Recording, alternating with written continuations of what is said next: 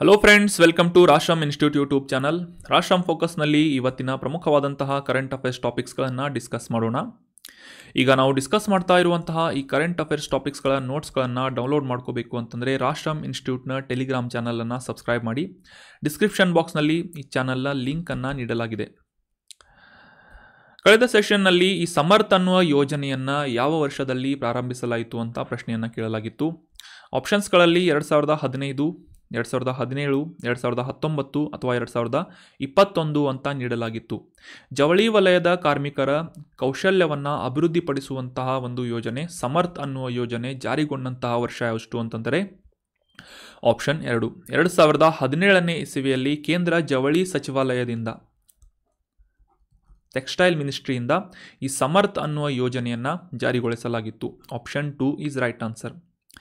ಈ ಯೋಜನೆಯ ಬಗ್ಗೆ ಕೆಲವೊಂದಿಷ್ಟು ಬೇಸಿಕ್ ಇನ್ಫಾರ್ಮೇಷನ್ಸ್ಗಳನ್ನು ಅಂಡರ್ಸ್ಟ್ಯಾಂಡ್ ಮಾಡ್ಕೊಳ್ಳೋದಾದರೆ 2017ನೇ ಇಸವಿಯಲ್ಲಿ ಜವಳಿ ಸಚಿವಾಲಯದ ಮೂಲಕ ಈ ಸಮರ್ಥ್ ಅನ್ನುವ ಯೋಜನೆಯನ್ನು ಪ್ರಾರಂಭಿಸಲಾಗಿತ್ತು. ಇದರ ಮುಖ್ಯ ಉದ್ದೇಶ ಏನು ಅಂತಂದರೆ ಈ ಜವಳಿ ವಲಯದಲ್ಲಿ ಕೆಲಸಕ್ಕೆ ತೊಡಗಿದಂತಹ ಕಾರ್ಮಿಕರು, ಅದರಲ್ಲಿ ನೂಲುವ ಮತ್ತು ನೇಯ್ಗೆಯ ಕಾರ್ಮಿಕರನ್ನು ಹೊರತುಪಡಿಸಿ ಉಳಿದಂತಹ ಸಂಪೂರ್ಣ ಜವಳಿ ವಲಯದಲ್ಲಿ ಎಂಗೇಜ್ ಆಗಿರುವಂತಹ ಕಾರ್ಮಿಕರ ಉತ್ಪಾದಕತೆಯನ್ನು, ಪ್ರೊಡಕ್ಟಿವಿಟಿಯನ್ನು ಇಂಪ್ರೂವ್ ಮಾಡುವಂತಹ ನಿಟ್ಟಿನಲ್ಲಿ ಅವರ ಕೌಶಲ್ಯವನ್ನು ಅಪ್ಸ್ಕಿಲ್ಲಿಂಗ್ ಮಾಡುವುದಾಗಿರ್ಬೋದು, ರೀಸ್ಕಿಲ್ಲಿಂಗ್ ಆಗಿರ್ಬೋದು.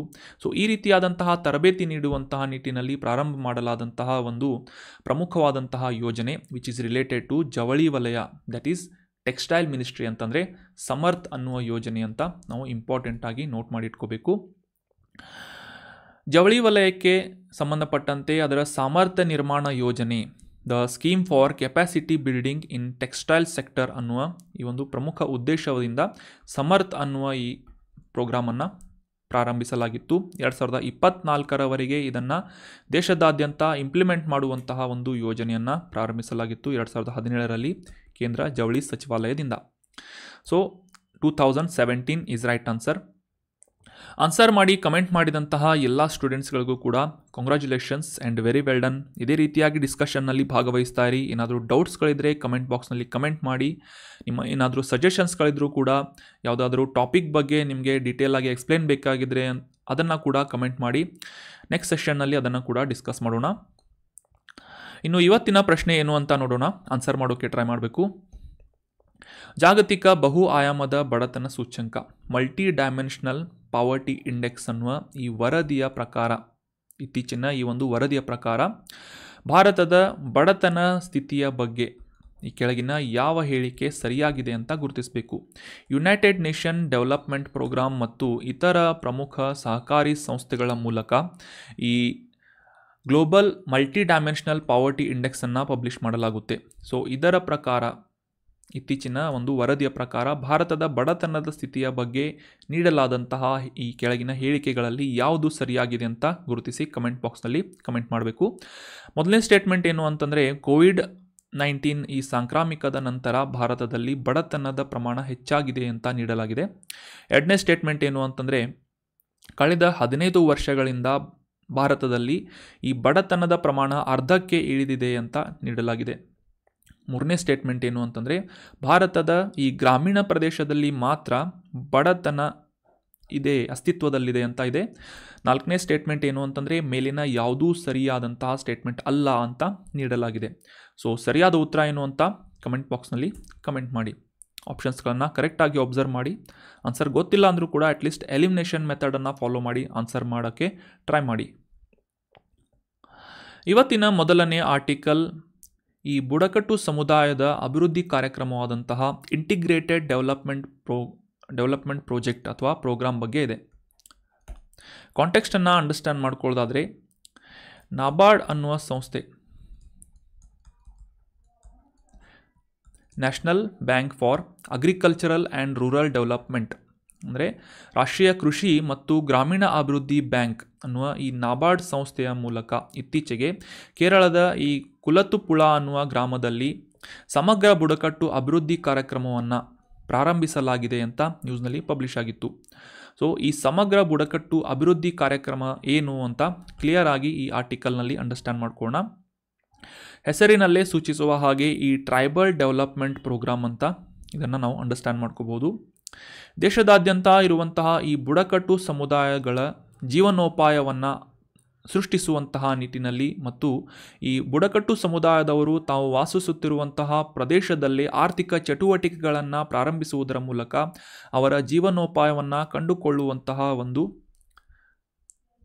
ಪ್ರಮುಖವಾದಂತಹ ಸಮಗ್ರ ಬುಡಕಟ್ಟು ಯೋಜನೆಯನ್ನು ಈ ಇಂಟಿಗ್ರೇಟೆಡ್ ಟ್ರೈಬಲ್ ಡೆವಲಪ್ಮೆಂಟ್ ಪ್ರಾಜೆಕ್ಟ್ ಅಂತ ನಾವು ಅಂಡರ್ಸ್ಟ್ಯಾಂಡ್ ಮಾಡ್ಕೋಬೋದು. ಅಷ್ಟೇ ಅಲ್ಲದೆ ಅವರ ಜೀವನೋಪಾಯವನ್ನು ಒದಗಿಸುವುದರ ಮೂಲಕ ಆ ಬುಡಕಟ್ಟು ಸಮುದಾಯದವರು ಒಂದು ಪ್ರದೇಶದಿಂದ ಮತ್ತೊಂದು ಪ್ರದೇಶಕ್ಕೆ ಕೆಲಸಗಳನ್ನು ಅರಸಿ ವಲಸೆ ಹೋಗುವ ಒಂದು ಪ್ರೊಸೆಸ್ಸನ್ನು ಕಡಿಮೆ ಮಾಡುವಂತಹ ನಿಟ್ಟಿನಲ್ಲೂ ಕೂಡ ಈ ಇಂಟಿಗ್ರೇಟೆಡ್ ಟ್ರೈಬಲ್ ಡೆವಲಪ್ಮೆಂಟ್ ಪ್ರೋಗ್ರಾಮ್ ಏನಿದೆ ಸಾಕಷ್ಟು ಸಹಾಯಕಾರಿ ಆಗಿದೆ. ಸೊ ಇದರ ಮೂಲಕ ವರ್ಷ ಪೂರ್ತಿಯಾಗಿ ಈ ಉದ್ಯೋಗಾವಕಾಶಗಳನ್ನು ಸೃಷ್ಟಿಸುವುದರ ಮೂಲಕ ಅವರು ತಮ್ಮ ಲೈವ್ಲಿಹುಡ್ ಅಥವಾ ಜೀವನೋಪಾಯವನ್ನು ಕಂಡುಕೊಳ್ಳುವಂತಹ ನಿಟ್ಟಿನಲ್ಲಿ ಆರ್ಥಿಕ ಅಥವಾ ಫೈನಾನ್ಷಿಯಲ್ ಅಸಿಸ್ಟೆನ್ಸನ್ನು ಒದಗಿಸುವಂತಹ ಯೋಜನೆ ಈ ಇಂಟಿಗ್ರೇಟೆಡ್ ಟ್ರೈಬಲ್ ಡೆವಲಪ್ಮೆಂಟ್ ಪ್ರೋಗ್ರಾಮ್ ಅಂತ ನಾವು ಕ್ಲಿಯರಾಗಿ ಅಂಡರ್ಸ್ಟ್ಯಾಂಡ್ ಮಾಡ್ಕೋಬೋದು. ಇತ್ತೀಚೆಗೆ ಕೇರಳದ ಈ ಕುಲತುಪುಳ ಅನ್ನುವ ಗ್ರಾಮದಲ್ಲಿ ಈ ಪ್ರೋಗ್ರಾಮನ್ನು ಪ್ರಾರಂಭಿಸಲಾಗಿದೆ ಅಂತ ನ್ಯೂಸ್ನಲ್ಲಿ ಪಬ್ಲಿಷ್ ಆಗಿತ್ತು. ಸೊ ಇದನ್ನು ಅನುಷ್ಠಾನಗೊಳಿಸ್ತಾ ಇರುವಂತಹ ಸಂಸ್ಥೆ ಯಾವುದು ಅಂತಂದರೆ ನಾಬಾರ್ಡ್. ಮುಖ್ಯವಾಗಿ ಈ ಬುಡಕಟ್ಟು ಸಮುದಾಯದವರು ತಾವು ವಾಸಿಸುತ್ತಿರುವಂತಹ ಪ್ರದೇಶದಲ್ಲಿ ಈ ಸಸಿಗಳನ್ನು ಬೆಳವಣಿಗೆ ಮಾಡುವುದಾಗಿರ್ಬೋದು ಅಥವಾ ನರ್ಸರಿಯನ್ನು ಪ್ರಾರಂಭಿಸುವುದಾಗಿರ್ಬೋದು, ಈ ಎರೆಹುಳು ಗೊಬ್ಬರಗಳನ್ನು ಅಂದರೆ ವರ್ಮಿ ಕಾಂಪೋಸ್ಟಿಂಗನ್ನು ಪ್ರಾರಂಭಿಸುವುದಾಗಿರ್ಬೋದು ಮತ್ತು ಅವರ ಹಿತ್ತಲುಗಳಲ್ಲಿ ಕೋಳಿ ಸಾಕಾಣಿಕೆಗೆ ಪ್ರೋತ್ಸಾಹ ನೀಡುವುದಾಗಿರ್ಬೋದು ಮತ್ತು ಅಡಿಕೆ ತೋಟಗಾರಿಕೆಯನ್ನು ಪ್ರೋತ್ಸಾಹಿಸುವುದಾಗಿರ್ಬೋದು. ಈ ರೀತಿಯಾಗಿ ಬುಡಕಟ್ಟು ಸಮುದಾಯದವರು ಅದರಲ್ಲಿ ಮುಖ್ಯವಾಗಿ ಮಹಿಳೆಯರ ಉದ್ಯಮಶೀಲತೆಯ ಕೌಶಲ್ಯಗಳನ್ನು ಹೆಚ್ಚಿಸುವಂತಹ ನಿಟ್ಟಿನಲ್ಲೂ ಕೂಡ ಪ್ರಯತ್ನ ಮಾಡ್ತಾ ಇರುವಂತಹ ಒಂದು ಪ್ರಮುಖ ಸಂಸ್ಥೆ ನಾಬಾರ್ಡ್. ಸೊ ಇದರ ಫಂಡಿಂಗ್ಸನ್ನು ಎಲ್ಲಿಂದ ನೀಡಲಾಗುತ್ತೆ ಅಂತಂದರೆ ಕೇಂದ್ರದ ಈ ಬುಡಕಟ್ಟು ಅಭಿವೃದ್ಧಿ ನಿಧಿ ಅಥವಾ ಟ್ರೈಬಲ್ ಡೆವಲಪ್ಮೆಂಟ್ ಫಂಡ್ಸ್ನಿಂದ ಈ ಆರ್ಥಿಕ ಸಹಾಯವನ್ನು ಒದಗಿಸುವುದರ ಮೂಲಕ ಈ ರೀತಿಯಾದಂತಹ ಆರ್ಥಿಕ ಚಟುವಟಿಕೆಗಳನ್ನು ಈ ಬುಡಕಟ್ಟು ಸಮುದಾಯದವರು ವಾಸಿಸುತ್ತಿರುವಂತಹ ಪ್ರದೇಶದಲ್ಲಿ ಪ್ರಾರಂಭಿಸಲಾಗ್ತಾ ಇದೆ ನಾಬಾರ್ಡ್ ಅನ್ನುವ ಸಂಸ್ಥೆಯ ಮೂಲಕ ಅಂತ ನಾವು ಅಂಡರ್ಸ್ಟ್ಯಾಂಡ್ ಮಾಡ್ಕೋಬೋದು. ಈ ನಾಬಾರ್ಡ್ ಸಂಸ್ಥೆ ಸಾಕಷ್ಟು ಬಾರಿ ನ್ಯೂಸ್ನಲ್ಲಿ ಇರುತ್ತೆ. ಸೊ ಇದಕ್ಕೆ ಸಂಬಂಧಪಟ್ಟಂತಹ ಕೆಲವೊಂದಿಷ್ಟು ಇಂಪಾರ್ಟೆಂಟ್ಸ್ ಫ್ಯಾಕ್ಟ್ಸ್ಗಳು ನಮಗೆ examination point of view important ಆಗುವುದರಿಂದ ಅದರ ಬಗ್ಗೆ ಕೂಡ ಅಂಡರ್ಸ್ಟ್ಯಾಂಡ್ ಮಾಡ್ಕೊಳ್ಳೋದಕ್ಕೆ ಟ್ರೈ ಮಾಡೋಣ. ನಾಬಾರ್ಡ್ ಸಂಸ್ಥೆಯನ್ನು 1982ನೇ ಇಸವಿಯಲ್ಲಿ ಪ್ರಾರಂಭಿಸಲಾಗಿತ್ತು. ಈ ಗ್ರಾಮೀಣ ಸಾಲ ವ್ಯವಸ್ಥೆಯನ್ನು ರೂರಲ್ ಲೆಂಡಿಂಗ್ ಸಿಸ್ಟಮನ್ನು ಅಭಿವೃದ್ಧಿಪಡಿಸುವಂತಹ ನಿಟ್ಟಿನಲ್ಲಿ ಪ್ರಮುಖ ಉದ್ದೇಶವನ್ನು ಇಟ್ಕೊಂಡು ನಾಬಾರ್ಡ್ ಸಂಸ್ಥೆಯನ್ನು ಪ್ರಾರಂಭಿಸಲಾಗಿತ್ತು ಕೇಂದ್ರ ಸರ್ಕಾರದಿಂದ. ಇದು 2 ಪ್ರಮುಖವಾದಂತಹ ಜವಾಬ್ದಾರಿಗಳನ್ನು ಹೊಂದಿದ್ದು, ಮೊದಲನೇದೇನು ಅಂತಂದರೆ ಈ ಫೈನಾನ್ಷಿಯಲ್ ಅಸಿಸ್ಟೆನ್ಸ್ ಅಂದರೆ ಹೆಸರಿನಲ್ಲೇ ಸೂಚಿಸಿದ್ವಿ, ನಾವು ಡಿಸ್ಕಸ್ ಮಾಡಿದ್ವಿ. ಈ ಗ್ರಾಮೀಣ ಸಾಲದ ವ್ಯವಸ್ಥೆ ಅಂದರೆ ಫೈನಾನ್ಷಿಯಲ್ ಅಸಿಸ್ಟೆನ್ಸ್. ಎರಡನೇದೇನು ಅಂತಂದರೆ ಗ್ರಾಮೀಣ ಪ್ರದೇಶದಲ್ಲಿ ಮೂಲ ಸೌಕರ್ಯಗಳನ್ನು ಒದಗಿಸುವುದರ ಮೂಲಕ ಅಭಿವೃದ್ಧಿಯನ್ನು ಡೆವಲಪ್ಮೆಂಟನ್ನು ಕಂಡುಕೊಳ್ಳುವಂತೆ ಸಹಾಯ ಮಾಡುವಂತಹ ಒಂದು ಸಂಸ್ಥೆಯಾಗಿ ಮತ್ತು ಈ ಫೈನಾನ್ಷಿಯಲ್ ಇನ್ಕ್ಲೂಷನನ್ನು ಆರ್ಥಿಕ ಒಳಗೊಳ್ಳುವಿಕೆಯನ್ನು ಉತ್ತೇಜಿಸುವಂತಹ ನಿಟ್ಟಿನಲ್ಲಿ ಸಹಾಯ ಮಾಡುವಂತಹ ಸಂಸ್ಥೆ ಈ ನಾಬಾರ್ಡ್ ಸಂಸ್ಥೆ ಅಂತ ನಾವು ಕ್ಲಿಯರಾಗಿ ಅಂಡರ್ಸ್ಟ್ಯಾಂಡ್ ಮಾಡ್ಕೋಬೋದು. 1982ನೇ ಇಸವಿಯಲ್ಲಿ ಈ ಸಂಸ್ಥೆಯನ್ನು ಸ್ಥಾಪಿಸಲಾಗಿತ್ತು. ಇದು ಸದ್ಯಕ್ಕೆ ಈ ಬೋರ್ಡ್ನ ಡೈರೆಕ್ಟರ್ಸ್ಗಳಿಂದ ನಿಯಂತ್ರಣಕ್ಕೆ ಒಳಗಾಗಿದೆ ಅಂತ ನಾವು ಅಂಡರ್ಸ್ಟ್ಯಾಂಡ್ ಮಾಡ್ಕೋಬೋದು. So that is about NABARD. ಮುಂದಿನ ಆರ್ಟಿಕಲ್, ಇತ್ತೀಚೆಗೆ ನಮ್ಮ ಭಾರತದ ಪ್ರಧಾನಮಂತ್ರಿಗಳು ರಷ್ಯಾಗೆ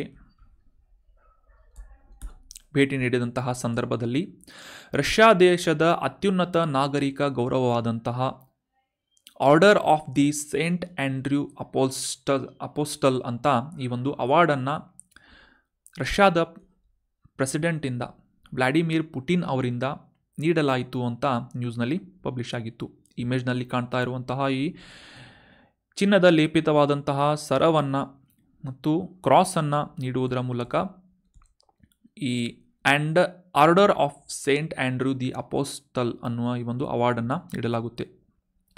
ಸೇಂಟ್ ಆ್ಯಂಡ್ರೂ ಅಂದರೆ ಯಾರು ಮತ್ತು ಈ ಅವಾರ್ಡ್ನ ಬಗ್ಗೆ ಕೆಲವೊಂದಿಷ್ಟು ಇಂಪಾರ್ಟೆಂಟ್ ಆದಂತಹ ಮಾಹಿತಿಗಳನ್ನು ನಮಗೆ ಎಕ್ಸಾಮಿನೇಷನ್ ಪಾಯಿಂಟ್ ಆಫ್ ವ್ಯೂ ಪ್ರಮುಖವಾದಂತಹ ಮಾಹಿತಿಗಳನ್ನು ಅಂಡರ್ಸ್ಟ್ಯಾಂಡ್ ಮಾಡ್ಕೊಳ್ಳೋದಕ್ಕೆ ಟ್ರೈ ಮಾಡೋಣ. 17ನೇ ಶತಮಾನದಲ್ಲಿ 17ನೇ ಶತಮಾನದಲ್ಲಿ ಸಾರ್ ಡೈನಾಸ್ಟಿಯ ಆಡಳಿತದ ಸಂದರ್ಭದಲ್ಲಿ ಸಾರ್ ಪೀಟರ್ ದಿ ಗ್ರೇಟ್ ಅವರಿಂದ ಈ ಆರ್ಥೋಡಾಕ್ಸ್ ಕ್ರಿಶ್ಚಿಯಾನಿಟಿಗೆ ಕೊಡುಗೆಯನ್ನು ನೀಡಿದಂತಹ ವ್ಯಕ್ತಿಗಳನ್ನು ಗುರುತಿಸಿ Order of the Saint Andrew the Apostle ಅನ್ನುವ ಈ ಒಂದು ಪ್ರಶಸ್ತಿಯನ್ನು ನೀಡಲಾಗ್ತಾ ಇತ್ತು. ನಂತರ ಈ ರಷ್ಯಾದೊಂದಿಗೆ ಉತ್ತಮ ಬಾಂಧವ್ಯವನ್ನು ಹೊಂದಿದಂತಹ ವಿದೇಶದ ನಾಯಕರಿಗೂ ಕೂಡ ಈ Order of the Saint Andrew Apostle ಅನ್ನುವ ಪ್ರಶಸ್ತಿಯನ್ನು ನೀಡಲಾಗುತ್ತೆ. ಮುಖ್ಯವಾಗಿ ಇದು ನಮ್ಮ ಭಾರತದಲ್ಲಿ ಯಾವ ರೀತಿಯಾಗಿ ಭಾರತ ರತ್ನ ಪ್ರಶಸ್ತಿಯನ್ನು ನಾವು ಗುರುತಿಸ್ತೇವೆ, ಸೊ ಅದೇ ರೀತಿಯಾಗಿ ಅದಕ್ಕೆ ಇಕ್ವಿವೆಲೆಂಟ್ ಆಗಿ ರಷ್ಯಾದಲ್ಲಿನ ಅತ್ಯುನ್ನತ ನಾಗರಿಕ ಪ್ರಶಸ್ತಿಯಾಗಿ Order of the Saint Andrew Apostle ಅನ್ನುವ ಪ್ರಶಸ್ತಿಯನ್ನು ನೀಡಲಾಗುತ್ತೆ. ರಷ್ಯಾ ದೇಶಕ್ಕೆ ಎಕ್ಸ್ಟ್ರಾರ್ಡಿನರಿ ಸರ್ವಿಸಸನ್ನು ಒದಗಿಸಿದಂತಹ ವ್ಯಕ್ತಿಗಳಿಗೆ, ಸರ್ಕಾರ ಸಾರ್ವಜನಿಕ ಕ್ಷೇತ್ರಕ್ಕೆ ಸಂಬಂಧಪಟ್ಟಂತಹ ಸಾಧನೆಯನ್ನು ಕೊಡುಗೆಯನ್ನು ನೀಡಿದಂತಹ ವ್ಯಕ್ತಿಗಳಿಗೆ, ಮಿಲಿಟರಿ ನಾಯಕರಿಗೆ, ವಿಜ್ಞಾನ, ಸಂಸ್ಕೃತಿ, ಕಲೆ ಮತ್ತು ಆರ್ಥಿಕತೆಯ ವಿವಿಧ ಕ್ಷೇತ್ರಗಳಲ್ಲಿ ಅತ್ಯುತ್ತಮ ರಷ್ಯಾದ ಪ್ರತಿನಿಧಿಗಳನ್ನು ಗುರುತಿಸಿ ಈ ಪ್ರಶಸ್ತಿಯನ್ನು ನೀಡಲಾಗುತ್ತೆ. ಅದೇ ರೀತಿಯಾಗಿ ರಷ್ಯಾದೊಂದಿಗೆ ಉತ್ತಮ ಬಾಂಧವ್ಯವನ್ನು ಬೆಳೆಸುವುದರಲ್ಲಿ ಪ್ರಯತ್ನವನ್ನು ಮಾಡಿದಂತಹ ವಿದೇಶದ ನಾಯಕರಿಗೂ ಕೂಡ ಈ Order of Saint Andrew the Apostle ಅನ್ನುವ ಪ್ರಶಸ್ತಿಯನ್ನು ರಷ್ಯಾದ ಮುಖ್ಯಸ್ಥರಿಂದ ನೀಡಲಾಗುತ್ತದೆ, ವಿದೇಶದ ಮುಖ್ಯಸ್ಥರಿಗೆ ನೀಡಲಾಗುತ್ತೆ. ಇತ್ತೀಚೆಗೆ ನಮ್ಮ ಭಾರತದ ಪ್ರಧಾನಮಂತ್ರಿ ನರೇಂದ್ರ ಮೋದಿ ಅವರು ರಷ್ಯಾಗೆ ಭೇಟಿ ನೀಡಿದಂತಹ ಸಂದರ್ಭದಲ್ಲಿ ಈ ಪ್ರಶಸ್ತಿಯನ್ನು ನೀಡಲಾಯಿತು ಅಂತ ನಾವು ಅಂಡರ್ಸ್ಟ್ಯಾಂಡ್ ಮಾಡ್ಕೋಬೋದು. ಇನ್ನು ಸೇಂಟ್ ಆ್ಯಂಡ್ರ್ಯೂ ದಿ ಅಪೋಸ್ಟಲ್ ಹೆಸರಿನಲ್ಲಿರುವಂತಹ ಸೇಂಟ್ ಆ್ಯಂಡ್ರ್ಯೂ ದಿ ಅಪೋಸ್ಟಲ್ ಅಂದರೆ ಯಾರು ಅಂತ ಕ್ಲಿಯರ್ ಆಗಿ ಅಂಡರ್ಸ್ಟ್ಯಾಂಡ್ ಮಾಡ್ಕೋಣ.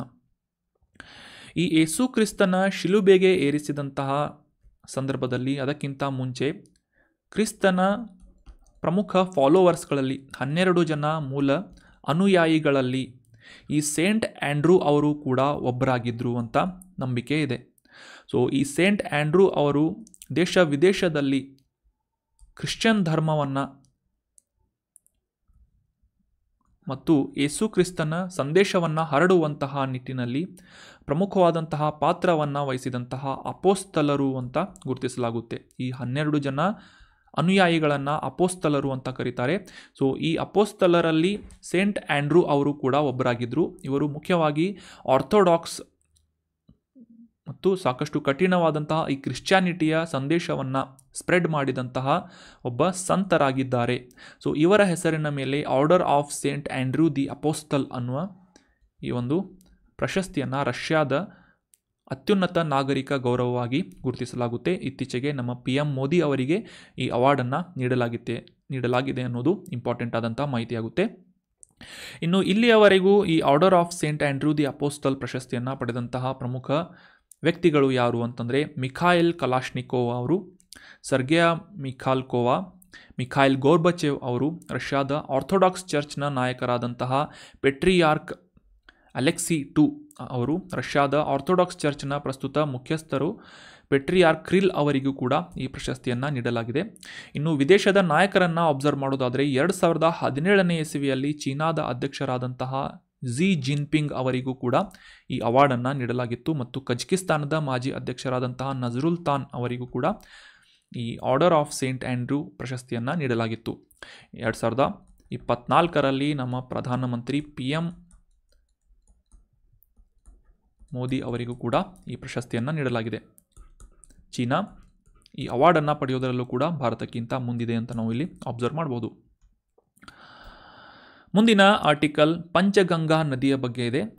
ಇತ್ತೀಚೆಗೆ ಈ ಪಂಚಗಂಗಾ ನದಿ ಎಲ್ಲಿದೆ, ಇದರ ನ್ಯೂಸ್ ಏನಿತ್ತು ಅಂತ ಕಾಂಟೆಕ್ಸ್ಟನ್ನು ಅಂಡರ್ಸ್ಟ್ಯಾಂಡ್ ಮಾಡ್ಕೊಳ್ಳೋದಾದರೆ, ಮಹಾರಾಷ್ಟ್ರದಲ್ಲಿ ಪ್ರಮುಖವಾಗಿ ಹರಿಯುವಂತಹ ಈ ಪಂಚಗಂಗಾ ನದಿ ಇತ್ತೀಚೆಗೆ ಆ ಒಂದು ಪ್ರದೇಶದಲ್ಲಿ ಹೆಚ್ಚಿನ ಪ್ರಮಾಣದ ಮಳೆ ಸುರಿದಿದ್ದ ಕಾರಣಕ್ಕಾಗಿ ಅಲ್ಲಿನ ನದಿಯ ನೀರಿನ ಮಟ್ಟ ಹೆಚ್ಚಾಗಿದ್ದು ಸುಮಾರು 39 ಅಡಿಗಳ ಈ ಎಚ್ಚರಿಕೆಯ ಮಟ್ಟವನ್ನು ದಾಟಿದೆ ಅಂತ ನ್ಯೂಸ್ನಲ್ಲಿ ಪಬ್ಲಿಷ್ ಆಗಿತ್ತು. ಸೊ ಪಂಚಗಂಗಾ ನದಿ ಏನು ಮತ್ತು ಇದು ಎಲ್ಲಿ ಹರಿಯುತ್ತದೆ, ಇದು ಯಾವ ಪ್ರಮುಖ ನದಿಯ ಉಪನದಿಯಾಗಿದೆ ಅಂತ ಕ್ಲಿಯರ್ ಆಗಿ ನಾವು ಈ ಆರ್ಟಿಕಲ್ನಲ್ಲಿ ಅಂಡರ್ಸ್ಟ್ಯಾಂಡ್ ಮಾಡ್ಕೋಣ. ಪಂಚಗಂಗಾ ನದಿ ಮಹಾರಾಷ್ಟ್ರದ ಈ ಕೊಲ್ಲಾಪುರ ಜಿಲ್ಲೆಯ ಚಿಕ್ಲಿ ಅನ್ನುವ ತಾಲೂಕಿನಲ್ಲಿ 5 ಚಿಕ್ಕ ಹೊಳೆಗಳು ಬಂದು ಸೇರುವಂತಹ ಒಂದು ಸ್ಥಳವಾಗಿದೆ ಮತ್ತು ಆ 5 ನದಿಗಳು ಬಂದು ಸೇರಿದಂತಹ ಈ ಒಂದು ನದಿಯನ್ನು ಪಂಚಗಂಗಾ ನದಿ ಅಂತ ಕರೀತಾರೆ. ಪಂಚಗಂಗಾ ನದಿ ಅಂದರೆ ಈ 5 ಸಣ್ಣ ಸಣ್ಣ ಹೊಳೆಗಳು ಬಂದು ಸೇರಿ ರೂಪಿತವಾಗುವಂತಹ ಒಂದು ನದಿಯಾಗಿ ಪಂಚಗಂಗಾ ನದಿಯನ್ನು ನಾವು ಗುರುತಿಸ್ತೇವೆ. 5 ನದಿಗಳು ಅಥವಾ 5 ಹೊಳೆಗಳು ಯಾವುವು ಅಂತಂದರೆ ಮಹಾರಾಷ್ಟ್ರದಲ್ಲಿರುವಂತಹ ಕಸರಿ, ಕುಂಭಿ, ತುಳಸಿ, ಭೋಗಾವತಿ ಮತ್ತು ಸರಸ್ವತಿ. ಈ 5 ನದಿಗಳು ಬಂದು ಸೇರುವಂತಹ ಒಂದು ಸ್ಥಳ ಪಂಚಗಂಗಾ ಸ್ಥಳ ಮುಂದೆ ಪಂಚಗಂಗಾ ನದಿಯಾಗಿ ರೂಪಿತವಾಗುತ್ತದೆ ಮತ್ತು ಇದು ಕೃಷ್ಣಾ ನದಿಯ ಪ್ರಮುಖ ಉಪನದಿಯಾಗಿ ಹರಿಯುತ್ತದೆ ಅನ್ನೋದು ಕೂಡ examination point of view important ಆಗುತ್ತೆ. ಪುರಾತನವಾದಂತಹ ಈ ಪಂಚಗಂಗಾ ನದಿ ಕೃಷ್ಣಾ ನದಿಯ ಪ್ರಮುಖ ಟ್ರಿಬ್ಯೂಟರಿ ಆಗಿದೆ. ಇದು ಮಹಾರಾಷ್ಟ್ರದಲ್ಲಿ ಈ ಪಶ್ಚಿಮ ಘಟ್ಟಗಳಲ್ಲಿ ಸಹ್ಯಾದ್ರಿ ಪರ್ವತದ ಪ್ರದೇಶದಲ್ಲಿ ಹುಟ್ಟುತ್ತದೆ. ಮಹಾರಾಷ್ಟ್ರದ ಕೊಲ್ಲಾಪುರ ಜಿಲ್ಲೆಯಲ್ಲಿ ಅಂತ ನಾವು ಅಂಡರ್ಸ್ಟ್ಯಾಂಡ್ ಮಾಡ್ಕೋಬೋದು. ಮುಂದೆ ಈ ಮಹಾರಾಷ್ಟ್ರದ ಕುರುಂದವಾಡ್ ಅನ್ನುವ ಸ್ಥಳದಲ್ಲಿ ಕೃಷ್ಣಾ ನದಿಯನ್ನು ಸೇರಿಕೊಳ್ಳುವಂತಹ ಕೃಷ್ಣಾ ನದಿಯ ಪ್ರಮುಖ ಉಪನದಿಯಾಗಿ ಪಂಚಗಂಗಾ ನದಿಯನ್ನು ಗುರುತಿಸಲಾಗುತ್ತೆ. ಈ ಮ್ಯಾಪ್ನಲ್ಲಿ ಕ್ಲಿಯರ್ ಆಗಿ ನಾವು ಅಂಡರ್ಸ್ಟ್ಯಾಂಡ್ ಮಾಡ್ಕೋಬೋದು. ಪಶ್ಚಿಮ ಘಟ್ಟಗಳಲ್ಲಿ ಮಹಾರಾಷ್ಟ್ರದ ಈ ಮಹಾಬಳೇಶ್ವರ್ ಅನ್ನುವ ಸ್ಥಳದಲ್ಲಿ ಹುಟ್ಟುವಂತಹ ಕೃಷ್ಣಾ ನದಿಯ ಪ್ರಮುಖ ಬಲದಂಡೆಯ ಪ್ರಮುಖ ಉಪನದಿಯಾಗಿ ಪಂಚಗಂಗಾ ನದಿಯನ್ನು ನಾವು ಇಲ್ಲಿ ಅಬ್ಸರ್ವ್ ಮಾಡ್ಬೋದು. ಪಂಚಗಂಗಾ ನದಿ ಈ 5 ನದಿಗಳು ಬಂದು ಸೇರಿ ರೂಪುಗೊಳ್ಳುವಂತಹ ಈ ಪಂಚಗಂಗಾ ನದಿ ಕೃಷ್ಣಾ ನದಿಯ ಪ್ರಮುಖ ಬಲದಂಡೆಯ ಉಪನದಿಯಾಗಿದೆ ಅಂತ ನಾವು ಇಲ್ಲಿ ಅಬ್ಸರ್ವ್ ಮಾಡ್ಬೋದು. ಸಾಕಷ್ಟು ಫಲವತ್ತಾದಂತಹ ಈ ಒಂದು ಪ್ರದೇಶದಲ್ಲಿ ಸಾಕಷ್ಟು ದೊಡ್ಡ ಪ್ರಮಾಣದಲ್ಲಿ ಬೆಳೆಗಳನ್ನು ಬೆಳೆಯಲಾಗುತ್ತೆ ಮಹಾರಾಷ್ಟ್ರ ಪ್ರದೇಶದಲ್ಲಿ. ಅದೇ ರೀತಿಯಾಗಿ ಇತ್ತೀಚಿನ ದಿನಗಳಲ್ಲಿ ಸಾಕಷ್ಟು ಮಾಲಿನ್ಯದಿಂದ ಈ ಪಂಚಗಂಗಾ ನದಿ ಕಲುಷಿತವಾಗ್ತಾ ಇದೆ. ಮುಖ್ಯವಾಗಿ ಈ ಕೊಲ್ಲಾಪುರ ಪಟ್ಟಣದಿಂದ ಶುದ್ಧೀಕರಿಸದೇ ಇರುವಂತಹ ಪುರಸಭೆಯ ಕೊಳಚೆ ಅಥವಾ ಡ್ರೈನೇಜ್ ವೇಸ್ಟ್ಗಳನ್ನು ಈ ಕೊಲ್ಲಾಪುರ ಪಟ್ಟಣದ ಸಮೀಪದಲ್ಲಿರುವಂತಹ ಈ ಪಂಚಗಂಗಾ ನದಿಯಲ್ಲಿ ಡಿಸ್ಪೋಸ್ ಮಾಡುವುದರಿಂದ ಈ ಮಾಲಿನ್ಯ ಹೆಚ್ಚಾಗ್ತಾ ಇದೆ ಇತ್ತೀಚಿನ ದಿನಗಳಲ್ಲಿ ಅಂತ ನ್ಯೂಸ್ನಲ್ಲಿ ಕೂಡ ಬರ್ತಾ ಇರುತ್ತೆ. ಇತ್ತೀಚೆಗೆ ಮಳೆ ಸುರಿದಿದ್ದರಿಂದ ಹೆಚ್ಚಿನ ಪ್ರಮಾಣದ ಈ ನದಿ ಮಟ್ಟ ಎಚ್ಚರಿಕೆಯ ಮಟ್ಟವನ್ನು ತಲುಪಿದೆ ಅಂತ ನ್ಯೂಸ್ನಲ್ಲಿ ಪಬ್ಲಿಷ್ ಆಗಿತ್ತು. So that is why we have discussed about Panchganga river which is the one of the important tributary of Krishna river. ಪ್ರತಿ ವರ್ಷ ಜುಲೈ 15ನೇ ತಾರೀಕಿನಂದು ವಿಶ್ವ ಯುವ ಕೌಶಲ್ಯ ದಿನಾಚರಣೆ ಅಂತ ಆಚರಿಸಲಾಗುತ್ತೆ. ಈಗ ತಾನೇ ನಾವು ಟೆಕ್ಸ್ಟೈಲ್ ಮಿನಿಸ್ಟ್ರಿ ಬಗ್ಗೆ ಡಿಸ್ಕಸ್ ಮಾಡಿದ್ವಿ. ಜವಳಿ ಸಚಿವಾಲಯದಿಂದ ಈ ಸಮರ್ಥ್ ಅನ್ನುವ ಯೋಜನೆಯನ್ನು ಜವಳಿ ವಲಯದಲ್ಲಿ ತೊಡಗಿರುವಂತಹ ಕಾರ್ಮಿಕರ ಕೌಶಲ್ಯವನ್ನು ಸುಧಾರಣೆ ಮಾಡುವಂತಹ ನಿಟ್ಟಿನಲ್ಲಿ 2017ರಲ್ಲಿ ಪ್ರಾರಂಭಿಸಲಾಗಿತ್ತು ಅಂತ ಡಿಸ್ಕಸ್ ಮಾಡಿದ್ವಿ. ಸೊ ಅದಕ್ಕೆ ರಿಲೇಟ್ ಆದಂತಹ ಕೌಶಲ್ಯಾಭಿವೃದ್ಧಿಗೆ ಜಾಗತಿಕವಾಗಿ ಮನ್ನಣೆಯನ್ನು ಒದಗಿಸುವಂತಹ ನಿಟ್ಟಿನಲ್ಲಿ ವಿಶ್ವಸಂಸ್ಥೆಯ ಮೂಲಕ 2014ನೇ ಇಸ್ವಿಯಲ್ಲಿ ಒಂದು ನಿರ್ಧಾರವನ್ನು ಕೈಗೊಳ್ಳಲಾಗಿತ್ತು. ಇದರ ಪ್ರಕಾರ ಪ್ರತಿ ಜುಲೈ 15ನೇ ತಾರೀಕನ್ನು ವಿಶ್ವ ಯುವ ಕೌಶಲ್ಯ ದಿನಾಚರಣೆ ವರ್ಲ್ಡ್ ಯೂತ್ ಸ್ಕಿಲ್ ಡೇ ಅನ್ನಾಗಿ ಆಚರಿಸಬೇಕು ಅಂತ ನಿರ್ಧಾರ ಮಾಡಲಾಗುತ್ತೆ. ಜಾಗತಿಕವಾಗಿ ಈ ಉದ್ಯಮವನ್ನು ಪ್ರೋತ್ಸಾಹಿಸುವಂತಹ ನಿಟ್ಟಿನಲ್ಲಿ ಉದ್ಯೋಗದಲ್ಲಿ ತೊಡಗುವಂತೆ ಯುವಕರನ್ನು ಸಜ್ಜುಗೊಳಿಸುವಂತಹ ನಿಟ್ಟಿನಲ್ಲಿ ಅವರಿಗೆ ಕೌಶಲ್ಯವನ್ನು ಒದಗಿಸುವಂತಹ ಒಂದು ಪ್ರೋತ್ಸಾಹ ನೀಡುವಂತಹ ಒಂದು ಯೋಜನೆಯಾಗಿ ಅಥವಾ ಒಂದು ದಿನವಾಗಿ ವಿಶ್ವ ಯುವ ಕೌಶಲ್ಯ ದಿನಾಚರಣೆ ಅಂತ ಆಚರಿಸಲಾಗುತ್ತೆ ಜುಲೈ 15ನೇ ತಾರೀಕಿನಂದು. ಕ್ಲಿಯರ್ ಆಯಿತು ಅಂತ ಅನ್ಕೋತೀನಿ. ಇನ್ನು ಇತ್ತೀಚೆಗೆ ಲಂಡನ್ನಲ್ಲಿ ನಡೆದಂತಹ ವಿಂಬಲ್ಡನ್ ಲಾನ್ ಟೆನ್ನಿಸ್ ಟೂರ್ನಾಮೆಂಟ್ನಲ್ಲಿ ಈ ಒಂದು ಗ್ರ್ಯಾಂಡ್ ಸ್ಲ್ಯಾಮನ್ನು ಸ್ಪೇನ್ ದೇಶದ ಟೆನ್ನಿಸ್ ಆಟಗಾರರಾದಂತಹ ಕಾರ್ಲೋಸ್ ಅಲ್ಕರಾಜ್ ಅವರು ಗೆದ್ದಿದ್ದಾರೆ ಅಂತ ನ್ಯೂಸ್ನಲ್ಲಿ ಬಂದಿತ್ತು. 21 ವರ್ಷದ ಅಲ್ಕರಾಜ್ ಅವರು ಸರ್ಬಿಯಾದ ಡಿ ಜೋಕೋವಿಕ್ ಅವರನ್ನು ಸೋಲಿಸುವುದರೊಂದಿಗೆ ಈ ವಿಂಬಲ್ಡನ್ ಕಿರೀಟವನ್ನು ಮುಡಿಗೇರಿಸಿಕೊಂಡಿದ್ದಾರೆ ಅಂತ ನಾವು ಈ ಒಂದು ಕಾಂಟೆಕ್ಸ್ಟ್ನಲ್ಲಿ ಅಂಡರ್ಸ್ಟ್ಯಾಂಡ್ ಮಾಡ್ಕೋಬೋದು. ಸೊ ಇವರು ಪಡೆದಂತಹ 4ನೇ ಟೆನ್ನಿಸ್ ಗ್ರ್ಯಾಂಡ್ ಸ್ಲ್ಯಾಮ್ ಪ್ರಶಸ್ತಿ ಈ ವಿಂಬಲ್ಡನ್ ಪ್ರಶಸ್ತಿ ಆಗಿದೆ ಮತ್ತು 2ನೇ ಬಾರಿಗೆ ಈ ವಿಂಬಲ್ಡನ್ ಪ್ರಶಸ್ತಿಯನ್ನು ಸ್ಪೇನ್ ದೇಶದ ಅಲ್ಕರಾಜ್ ಅವರು ಪಡಿತಾ ಇದ್ದಾರೆ ಸರ್ಬಿಯಾದ ಡಿ ಜೋಕೋವಿಕ್ ಅವರನ್ನು ಸೋಲಿಸುವುದರ ಮೂಲಕ. ಸೊ ಇದಕ್ಕೆ ಒಂದು ಸಪ್ಲಿಮೆಂಟರಿ ಕ್ವಶನನ್ನು ಕೇಳ್ತೀನಿ.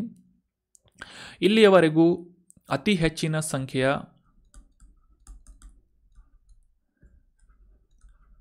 ವಿಂಬಲ್ಡನ್ ಪ್ರಶಸ್ತಿಯನ್ನು ಅತಿ ಹೆಚ್ಚಿನ ವಿಂಬಲ್ಡನ್ ಗ್ರ್ಯಾಂಡ್ ಸ್ಲ್ಯಾಮ್ಗಳನ್ನು ಪಡೆದಂತಹ ಟೆನ್ನಿಸ್ ಆಟಗಾರ ಯಾರು ಅಂತ ಕಮೆಂಟ್ ಬಾಕ್ಸ್ನಲ್ಲಿ ಕಮೆಂಟ್ ಮಾಡಬೇಕು. ನಿಮಗೆಲ್ಲ ಗೊತ್ತಿರುತ್ತೆ ಅಂತ ಅನ್ಕೋತೀನಿ.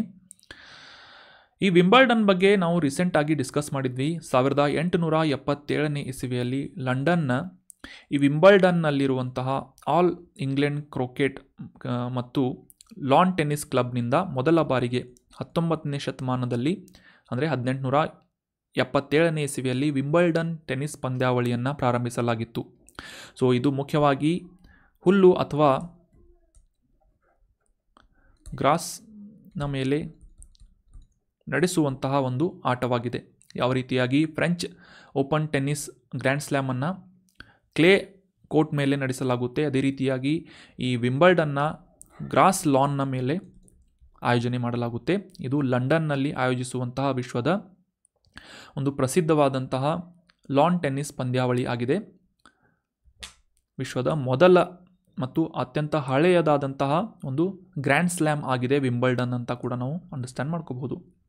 ಸೊ 2024ರ ಈ ವಿಂಬಲ್ಡನ್ ಚಾಂಪಿಯನ್ಶಿಪ್ಪನ್ನು ಲಾನ್ ಟೆನ್ನಿಸ್ ಚಾಂಪಿಯನ್ಶಿಪ್ಪನ್ನು ಪುರುಷರ ವಿಭಾಗದಲ್ಲಿ ಅಲ್ಕರಾಜ್ ಅವರು ಪಡೆದಿದ್ದಾರೆ ಅಂತ ನಾವು ಅಂಡರ್ಸ್ಟ್ಯಾಂಡ್ ಮಾಡ್ಕೋಬಹುದು. So that was all about today's discussion friends. ಈಗ ಡಿಸ್ಕಸ್ ಮಾಡಿದಂತಹ ಆರ್ಟಿಕಲ್ಸ್ಗಳಿಗೆ ರೆಲೆವೆಂಟ್ ಆದಂತಹ ಕೆಲವೊಂದಿಷ್ಟು ಇಂಪಾರ್ಟೆಂಟ್ ಆದಂತಹ ಆರ್ಟಿಕಲ್ಸ್ಗಳನ್ನು ರಿವೈಸ್ ಮಾಡೋಕ್ಕೆ ಟ್ರೈ ಮಾಡೋಣ. ಮೊದಲನೇ ರಿವಿಷನ್ ಪ್ರಶ್ನೆ ಏನು ಅಂತಂದರೆ, ನಾಬಾರ್ಡ್ ಅನ್ನುವ ಸಂಸ್ಥೆಯನ್ನು national bank for agricultural and rural development ಕೇಂದ್ರ ಕೃಷಿ ಮತ್ತು ಗ್ರಾಮೀಣಾಭಿವೃದ್ಧಿ ರಾಷ್ಟ್ರೀಯ ಬ್ಯಾಂಕನ್ನು ಯಾವ ವರ್ಷದಲ್ಲಿ ಸ್ಥಾಪಿಸಲಾಯಿತು ಅಂತ ಪ್ರಶ್ನೆ ಇದೆ. ಆಪ್ಷನ್ 1 1980, ಆಪ್ಷನ್ 2 1982, ಆಪ್ಷನ್ 3 1985 ಅಥವಾ ಆಪ್ಷನ್ 4 1989 ಅಂತ ನೀಡಲಾಗಿದೆ. ಸರಿಯಾದ ಉತ್ತರ ಏನು ಅಂತಂದರೆ ಆಪ್ಷನ್ 2 1982ನೇ ಇಸವಿಯಲ್ಲಿ ನಾಬಾರ್ಡ್ ಸಂಸ್ಥೆಯನ್ನು ಸ್ಥಾಪನೆ ಮಾಡಲಾಗಿತ್ತು ಅನ್ನೋದು ಸರಿಯಾದಂಥ ಆನ್ಸರ್ ಆಗುತ್ತೆ. ಮುಖ್ಯವಾಗಿ ಈ ಗ್ರಾಮೀಣ ಪ್ರದೇಶದಲ್ಲಿ ಆರ್ಥಿಕ ಚಟುವಟಿಕೆಗಳನ್ನು ಪ್ರೋತ್ಸಾಹಿಸುವುದರ ಮೂಲಕ ಮೂಲಸೌಕರ್ಯವನ್ನು ಒದಗಿಸುವಂತಹ ನಿಟ್ಟಿನಲ್ಲಿ ಮತ್ತು ಈ ಆರ್ಥಿಕ ಒಳಗೊಳ್ಳುವಿಕೆ ಫೈನಾನ್ಷಿಯಲ್ ಇನ್ಕ್ಲೂಷನನ್ನು ಪ್ರೋತ್ಸಾಹಿಸುವಂತಹ ನಿಟ್ಟಿನಲ್ಲಿ 1982ನೇ ಇಸವಿಯಲ್ಲಿ ಈ national bank for agricultural and rural development ಬ್ಯಾಂಕನ್ನು ಸ್ಥಾಪನೆ ಮಾಡಲಾಗಿತ್ತು. ಇದು ಗ್ರಾಮೀಣ ಸಾಲ ವ್ಯವಸ್ಥೆಗೆ ಸಂಬಂಧಪಟ್ಟಂತೆ ಭಾರತದ ಅತ್ಯುನ್ನತ ಬ್ಯಾಂಕ್ ಆಗಿ ಕೂಡ ಗುರುತಿಸಿಕೊಳ್ಳುತ್ತದೆ. ಮುಂದಿನ ರಿವಿಷನ್ ಪ್ರಶ್ನೆ, the order of Saint the Andrew apostle ಅನ್ನುವ ಈ ಪ್ರಶಸ್ತಿಯನ್ನು ಈ ಕೆಳಗಿನ ಯಾವ ದೇಶದ ಅತ್ಯುನ್ನತ ನಾಗರಿಕ ಪ್ರಶಸ್ತಿಯಾಗಿ ಸ್ಥಾಪಿಸಲಾಗಿದೆ ಅಂತ ಪ್ರಶ್ನೆ ಇದೆ. Option 1 Russia, option B Greece, option C Italy ಅಥವಾ ಆಪ್ಷನ್ ಡಿ ಟರ್ಕಿ ಅಂತ ನೀಡಲಾಗಿದ್ದು ಸರಿಯಾದ ಉತ್ತರ ಏನು ಅಂತಂದರೆ ಆಪ್ಷನ್ ಎ. ರಷ್ಯಾದಿಂದ 17ನೇ ಶತಮಾನದಲ್ಲಿ ಆಗಿನ ಸಾರ್ ರಾಜವಂಶದ ರಾಜನಾಗಿದ್ದಂತಹ ಪೀಟರ್ ದಿ ಗ್ರೇಟ್ ಅವರಿಂದ ಈ Order of Saint Andrew the Apostle ಅನ್ನುವ ಪ್ರಶಸ್ತಿಯನ್ನು ಪ್ರಾರಂಭಿಸಲಾಗಿತ್ತು. So Russia is right answer.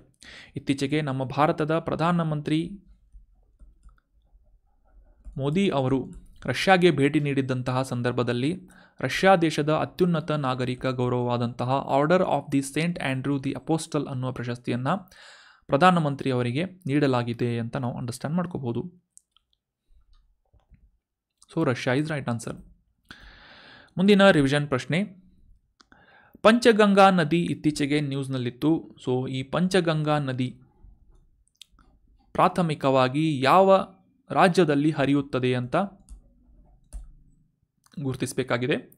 Option A Maharashtra, option B Nepal, option C Bangladesh ಅಥವಾ ಆಪ್ಷನ್ ಡಿ ಶ್ರೀಲಂಕಾ ಅಂತ ನೀಡಲಾಗಿದೆ. ಸೊ ಸರಿಯಾದ ಉತ್ತರ ಏನು ಅಂತಂದರೆ ಆಪ್ಷನ್ ಎ. ಮಹಾರಾಷ್ಟ್ರದಲ್ಲಿ 5 ಪ್ರಮುಖ ನದಿಗಳು ಕೂಡುವುದರೊಂದಿಗೆ ಉದ್ಭವಿಸುವಂತಹ ಒಂದು ಪ್ರಮುಖ ನದಿಯಾಗಿ ಪಂಚಗಂಗಾ ನದಿಯನ್ನು ನಾವು ಗುರುತಿಸ್ತೇವೆ. ಇದು ಮುಖ್ಯವಾಗಿ ಮಹಾರಾಷ್ಟ್ರದ ಕೃಷ್ಣಾ ನದಿಯ ಪ್ರಮುಖವಾದಂತಹ ಬಲದಂಡೆಯ ಟ್ರಿಬ್ಯೂಟರಿ ಅಥವಾ ಉಪನದಿಯಾಗಿ ಗುರುತಿಸಿಕೊಳ್ಳುತ್ತದೆ ಪಂಚಗಂಗಾ ನದಿ. So option A is right answer. ಇತ್ತೀಚೆಗೆ ಅತಿಯಾದಂತಹ ಮಳೆ ಸುರಿದ ಕಾರಣಕ್ಕಾಗಿ 39 ಅಡಿ ಎಚ್ಚರಿಕೆಯ ಮಟ್ಟವನ್ನು ಈ ಪಂಚಗಂಗಾ ನದಿಯ ನೀರು ತಲುಪಿದೆ ಅಂತ ನ್ಯೂಸ್ನಲ್ಲಿ ಪಬ್ಲಿಷ್ ಆಗಿತ್ತು. ಇದು ಕೃಷ್ಣಾ ನದಿಯ ಪ್ರಮುಖ ಉಪನದಿಯಾಗಿದೆ. ಮುಂದಿನ ರಿವಿಷನ್ ಪ್ರಶ್ನೆ, ವಿಂಬಲ್ಡನ್ ಗ್ರ್ಯಾಂಡ್ ಸ್ಲಾಮ್ ಅನ್ನು ಯಾವ ಮೇಲ್ಮೈ ಮೇಲೆ, ಯಾವ ಸರ್ಫೇಸ್ ಮೇಲೆ ಆಡಲಾಗುತ್ತೆ? ಟೆನ್ನಿಸ್ ಟೂರ್ನಾಮೆಂಟನ್ನು ಯಾವ ಒಂದು ಸರ್ಫೇಸ್ ಮೇಲೆ ಆಡಲಾಗುತ್ತೆ ಅಂತ ಪ್ರಶ್ನೆ ಇದೆ. Option A clay court, option B ಹುಲ್ಲು ಅಥವಾ grass court, option C hard court ಅಥವಾ ಆಪ್ಷನ್ ಡಿ ಕಾರ್ಪೆಟ್ ಅಂತ ನೀಡಲಾಗಿದೆ. ಸೊ ಸರಿಯಾದ ಉತ್ತರ ಏನು ಅಂತಂದರೆ ಈ ವಿಂಬಲ್ಡನ್ನನ್ನು ಲಂಡನ್ನಲ್ಲಿ ಗ್ರಾಸ್ ಕೋರ್ಟ್ ಮೇಲೆ ಆಯೋಜನೆ ಮಾಡುವಂತಹ ಒಂದು ಪ್ರಮುಖ ಲಾನ್ ಟೆನ್ನಿಸ್ ಪಂದ್ಯಾವಳಿ ಆಗಿದೆ. ವಿಶ್ವಪ್ರಸಿದ್ಧ ಮತ್ತು ಅತ್ಯಂತ ಹಳೆಯ 1877ನೇ ಇಸ್ವಿಯಲ್ಲಿ ಪ್ರಾರಂಭಿಸಲಾದಂತಹ ಒಂದು ಅತ್ಯಂತ ಹಳೆಯ ಗ್ರ್ಯಾಂಡ್ ಸ್ಲ್ಯಾಮ್ ಟೆನ್ನಿಸ್ ಟೂರ್ನಾಮೆಂಟ್ ಯಾವುದು ಅಂತಂದರೆ ವಿಂಬಲ್ಡನ್ ಆಗಿದೆ. ಇದನ್ನು ಗ್ರಾಸ್ ಕೋರ್ಟ್ ಮೇಲೆ ಆಯೋಜನೆ ಮಾಡಲಾಗುತ್ತೆ ಅನ್ನೋದು ಸರಿಯಾದಂಥ ಆನ್ಸರ್ ಆಗುತ್ತೆ. ಅದೇ ರೀತಿಯಾಗಿ ಈ ಫ್ರೆಂಚ್ ಓಪನ್ ಟೆನ್ನಿಸ್ ಟೂರ್ನಾಮೆಂಟನ್ನು ಕ್ಲೇ ಕೋರ್ಟ್ ಮೇಲೆ ಮತ್ತು ಆಸ್ಟ್ರೇಲಿಯನ್ ಓಪನ್ ಟೆನ್ನಿಸ್ ಟೂರ್ನಾಮೆಂಟನ್ನು ಹಾರ್ಡ್ ಕೋರ್ಟ್ ಮೇಲೆ ಆಯೋಜನೆ ಮಾಡಲಾಗುತ್ತೆ. ಸೊ ವಿಂಬಲ್ಡನ್ನ grass court is right answer, ಹುಲ್ಲು. ಇತ್ತೀಚೆಗೆ 2024ರ ಈ Wimbledon tennis tournament open grand ಸ್ಲ್ಯಾಮನ್ನು ಸ್ಪೇನ್ ದೇಶದ ಕಾರ್ಲೋಸ್ ಅಲ್ಕರಾಜ್ ಅವರು ಗೆದ್ದಿದ್ದಾರೆ ಅಂತ ನಾವು ಅಂಡರ್ಸ್ಟ್ಯಾಂಡ್ ಮಾಡ್ಕೊಂಡ್ವಿ. ಅದೇ ರೀತಿಯಾಗಿ ಜುಲೈ 15ನೇ ತಾರೀಕನ್ನು ವಿಶ್ವ ಯುವ ಕೌಶಲ್ಯ ದಿನಾಚರಣೆಯನ್ನಾಗಿ ಕೂಡ ಆಚರಿಸಲಾಗುತ್ತೆ, world youth skill day. So that was all about today's articles and discussion friends. ಈ ಕಾಂಟೆಂಟನ್ನು ನಿಮ್ಮ ಎಲ್ಲ ಫ್ರೆಂಡ್ಸ್ಗಳ ಜೊತೆ ಶೇರ್ ಮಾಡಿ. ಡಿಸ್ಕಷನ್ನಲ್ಲಿ ಕೇಳಲಾದಂತಹ ಪ್ರಶ್ನೆಗೆ ಸರಿಯಾಗಿ ಆನ್ಸರ್ ಮಾಡೋದಕ್ಕೆ ಟ್ರೈ ಮಾಡಿ. ಡಿಸ್ಕಷನ್ನಲ್ಲಿ ಪಾರ್ಟಿಸಿಪೇಟ್ ಮಾಡಿ. Thank you so much for joining the discussion. ಏನಾದರೂ ಡೌಟ್ಸ್ ಇದ್ದರೆ ಕಮೆಂಟ್ ಬಾಕ್ಸ್ನಲ್ಲಿ ಕಮೆಂಟ್ ಮಾಡಿ. Have a nice day.